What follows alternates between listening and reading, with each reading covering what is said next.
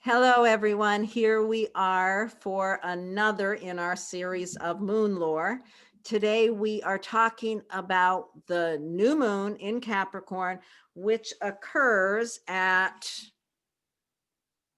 The stroke uh, of midnight. the stroke of midnight on January 13th.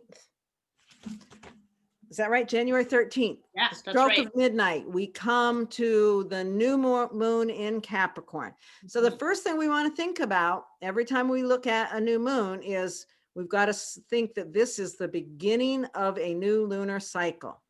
Every month at the new moon, we start a new cycle, and we can equate that to the plant cycle where you plant a seed at the new moon. It grows over the next 2 weeks into the full moon and then breaks back down to the next new moon. So this is a time of planting a seed. Take these periods of time seriously. Do some sort of a new moon ritual. I lay one out on my blog on Astrolore. If you're interested in doing that, there's other ways that people do rituals for new moons, but it's really a good thing to do. And, giving it, I always recommend that if you're going to do a new moon ritual and the new moon is on a particular day, you want to know, you don't want to do it before the exact moment of the new moon. And you don't want to do it within a few hours. You want to give it a little bit of time to breathe. So for this month, do your new moon ritual on the 13th, later in the day, or even the 14th would be fine to do that. But really take this seriously. This is one of the most serious, intense new moons that I've seen. Mhm. So we're going to take it seriously. And Jennie, I think we can open up that chart now, Yeah. or I was think. there more to say? Well, I was just going to add that all of last year we contended very much with the forces of Capricorn. They were there was a lot of planets in Capricorn: Jupiter, Saturn, Pluto. So my view of this new moon is that it's kind of folding all that meaning in to our very first new moon of 2021. So although we have new energies coming in, we start the year with that same sort of energy. So I think it's kind of like, hey, let's take a look at it and think about what lessons we need to learn to bring that forward. Yeah, So that's why what we're. we've been dealing with, and now we have to continue forward with where 2020 with all that Capricorn energy has kind of landed us. Yeah.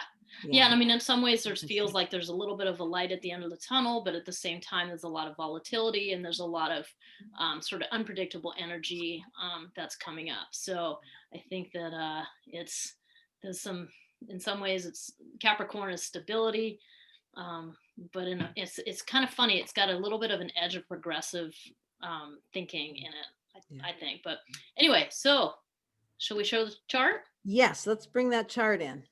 Okay, so here we have this Capricorn new moon. You see that okay? Yeah. Yes, Okay. that's great. Okay. Okay. Yeah. So there it is. Wow, look at that. Let me pull up my annotation tool here, and Yeah. we will highlight right here what's going on. We can't even make a circle around the sun and the moon, the new moon, without including Pluto, because it is right there Wow. with it. That's So, yeah. powerful. So right off the bat, to add to Laurie's piece about planting a seed, you've got to include Pluto in your seed planting. So Pluto brings in themes of transformation, empowerment, metamorphosis. It's a very potent little planet, and it is a small planet, but it is very powerful. So Yeah. that really adds depth to our seriousness. Right, right. And when I think about Pluto, I think about the whole idea of the need to destroy what is in the way of ultimate transformation and empowerment. The Hmm. goal of Pluto is to empower. Hmm. Um, and if there's something in the way of necessary transformation, Pluto's going to knock it off the board. Hmm. so to Yeah. speak. Some of the other things to add to what you're saying, Lori, too, is just to think about Pluto's like buried treasure. There's Oh, this yeah. excavation Yeah. that is required. It really is understanding what's causing the wounding at a deep level and bringing it to the surface. That's what Pluto's doing or Yeah. suggesting. Yeah. Yeah. And as you say that, I just see the reflection of Pluto's rulership of Scorpio, that need to dig down deep to find what's under the surface. You know, it's sort of like the most powerful, best soil is under the compost. Yeah. You've got to go through the compost to find that richness. And that's really, you know, so with this idea of planting a seed, it's got to be one that that encompasses that whole idea of finding the rich soil under what's ugly. Yeah. Did that? Or no, I think that's a great analogy. And then a slightly different, but along the same lines analogy is thinking about having shrapnel in a wound. Like the wound cannot heal until you dig the shrapnel out. Oh, that's Um, so, good. That's good. so that's another, it's similar, but it's another way of saying that this stuff has to come to light in order for there to be healing. And why does there have to be healing? Because it is the natural order of life to work towards wholeness, and wholeness means healing. So that's why that's where the necessary part comes in. Right. It says, what is happening? Yeah. Yeah. And the other thing I want to bring in with that conversation is we're in Capricorn, and Capricorn is three things I've got stuck in my head lately about Capricorn is, you know, when Capricorn is involved, or the area of Capricorn, we have to face reality. We have to take responsibility and be accountable. Mm-hmm.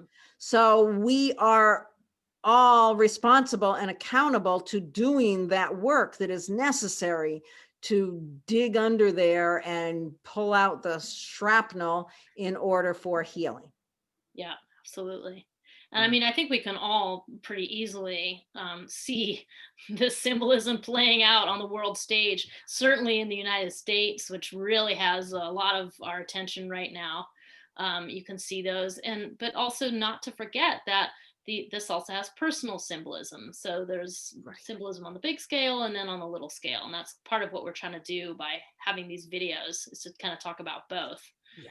Um, but I love your thing about accountability, Laura. I think that that's such a huge question, is accountability, taking responsibility, taking ownership for our actions. And that is one of the questions that's really being highlighted on the United States political stage for sure right now. Yeah. So one of the interesting things with this particular new moon chart to me is that the sun and the moon don't make any other direct aspects to any other planets at the moment of that full moon. There's no other major aspects. You can see that in the aspect grid if you're familiar with what an aspect grid is. The moon, the only aspect it makes is that conjunction to the sun and to Pluto. So nothing else is exact. Afterwards, then things change. But in that moment, that's the whole story of the exact new moon, right? Yeah. Yeah. Yeah. And things, as you mentioned, things will change after this, because the moon will finish its conjunction with the sun, immediately cross Pluto, and then go into Aquarius realm. So it's bringing this messaging forward into the Aquarius realm, which has been the great to do about the Saturn Jupiter conjunction in Aquarius and all things Aquarian. So that's sort of the next chapter, and I'm sure we'll talk more about that at our full moon video. Yeah. We should be doing a video for this whole week. This week gets so complicated. I just finished writing the blog, and it's like, oh, I'm nervous about this coming week as far as just, politically and socially. There's a lot of intensity coming up. But for our individual purposes, we need to be really serious about our own part and our own personal work. Yeah. And I think what Lori is referring to is whether or not you use the aspect grid, you can certainly take a glance at that aspect grid and see all those connections bang in the middle of that grid. You can see all kinds of other interactions beyond the sun and moon. And so that's a lot of the I don't know, the mix of 2021 that's coming up is to do with some of those symbols you see there, which is Yeah. some real intense connections between planets, particularly Uranus and Saturn are kind of the big ones, and then also Jupiter and Mars, and then Mercury's in the mix on this chart. So a lot of different astrological things going on there. What does that? What all those things mean, Lori? In 2 sentences or less. 2 sentences or less. I mean, we're heading up to the inauguration on the 20th, and we've got some really, really hard things happening between now. Well, on the 17th, what is it? Which happens first? Uranus and Mars conjunct is, No, the other, yeah. Uranus conjuncts Mars on inauguration day on the 20th. right. And on the 17th, Jupiter squares Uranus. So the 17th, Jupiter squares Uranus. That's the only square between them this year. That is in preparation for Saturn squaring Uranus, which comes a while later. But Jupiter squaring Uranus is just, it's a lot of volatility and explosive, really explosive energies. And then on inauguration day, Mars conjuncts Uranus, which is even more explosive. And that's also the first quarter moon. Yeah. On that day. Yeah. When we were talking before getting ready to do this filming, we were talking about Mars in Taurus, getting ready to conjunct Uranus in Taurus. And Mars in Taurus, like Mars doesn't really want to be in Taurus. Taurus is a Venus sign. Mars wants more action than that. So Mars in Taurus is a little bit like a truck getting stuck in the mud and like trying to move forward. But the more it spins its tires, the more it digs itself in. But then you had a great analogy for the next part, Lori. Well, I was thinking about, we all wanted Mars to get out of Aries because it was so volatile and it was squaring all those planets. For 6 months it went through Aries and we were like, oh, let's get it out of Aries.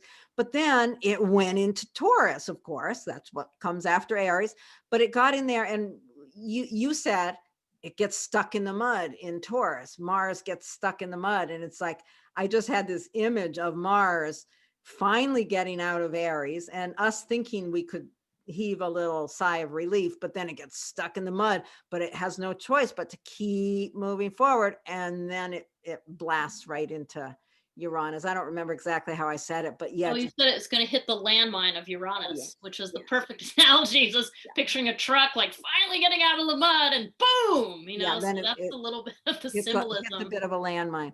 So this is a very, very volatile period of time that we're in, and we don't need astrology to tell us that. No. And the astrology isn't causing that. The astrology is reflecting where we are at. And I think that's something to really think about. Mm-hmm. The astrological planets, the cycles of the planets don't cause these things. They reflect what we are immersed in. And we are immersed in a very, very challenging time. I think we all need to just take as many deep breaths as we can, be responsible, face reality. All of those things of Capricorn is really important. And then to think about where this happens in your own chart, right? Is there anything before we think about that right now, Jennie? Oh, I was just going to add that I think that, astrology presents us with doorways. It's, and it's up to you to do the work. So I like what you said about it. Astrology is not doing stuff to us. It's more like, hey, here's what's happening. And then what's the beauty of astrology is you can look at these big cycles and then you can boil it right on down to your individual chart and have a deeper understanding of what action you can take. What particular thing do you need to focus on at this moment to cope with this? And the first thing I would say with Capricorn designation is you need to get grounded.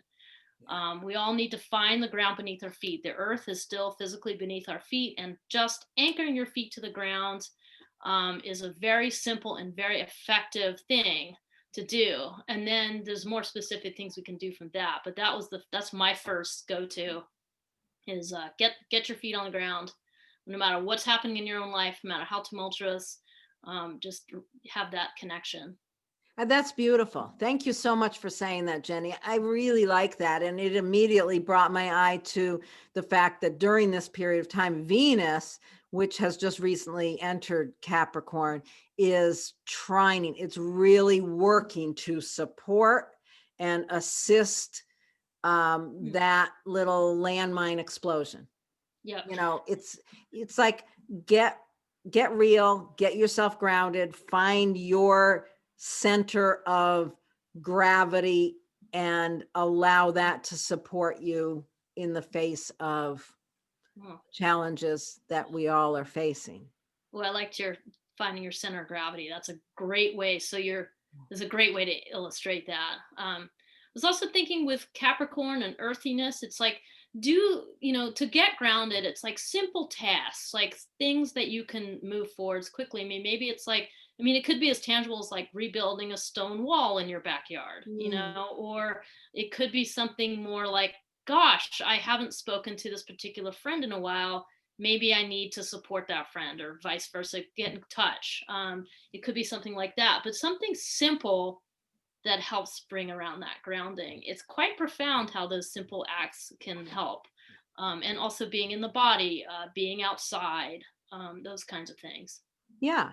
And you can get some ideas of what your personal role is by simply finding where this new moon is occurring in your whole sign chart. Yep. Where is the Capricorn in your chart?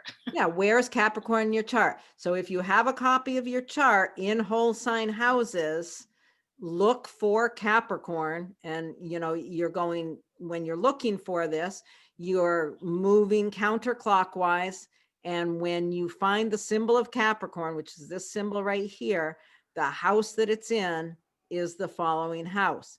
If you don't have a copy of your chart in whole sign houses, get one. Contact me if you have to. Astrolore at Gmail. I'll send you a copy of your chart in whole sign houses, or figure out how to change your preferences on astro.com so that you have a whole sign chart. And how you will know that is it'll say 0 degrees on each house. So with that said, if someone had Libra rising, it would be falling in their 4th house, and they'd want to go out and fix that fence in there, or that stone wall, or something around their home. Yeah. What house does it fall in your chart, Jenny? Oh, for me, it's the 7th house. So I'm, just really thinking about how do I support my partner? How do we support each other during this time of profound change? Like, what ways can I help make her life a little bit easier, especially because she's in the public school system? So, that kind of thing, just really thinking about it through that lens. What about you, Lori? Well, With before Virgo we move rising? on, before we move to me, I just want to say that's awesome. And your grounding, stabilizing energy is also, being in the 7th house there, is a gift that you give to your clients. Hmm. Right. So, really planting that seed of supporting not only your partner, but also the people that you work with, because the 7th house is that as well. That's a good point. Thanks, Lori. Great. Yeah, well, I want to just encourage people to call you, make an appointment so that they can take Yes. advantage of that, right? Yes, please So, do. for me, that Capricorn is in my 5th house, which is where, I think of the 5th house as, the old time astrologers talked about the 5th house as children, love affairs, creativity. So, and the way I think of the 5th house is it's where we give love unconditionally. So I would say that it's important for me to make sure my kids are safe and stable, and any way that I can support them. The book that I'm writing is a huge creative project that I feel like is a lot of my contribution going forward. So I think I'll focus on those areas.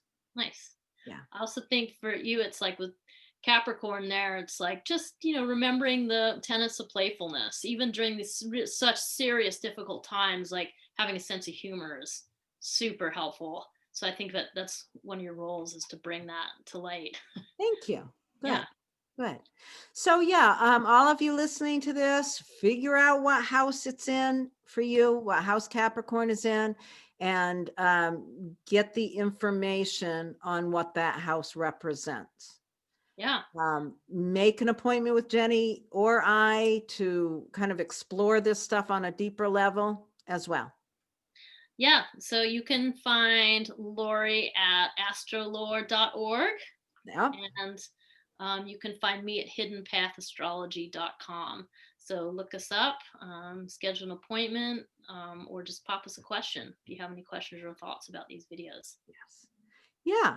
And I think that's it. Oh, I guess let me just say one other thing. I'm doing, along with consultations, I'm also doing just recorded readings. Mm. So if you want a recorded reading that really looks into what's happening for you in 2021, but you don't really want to talk to anybody, that's an option as well.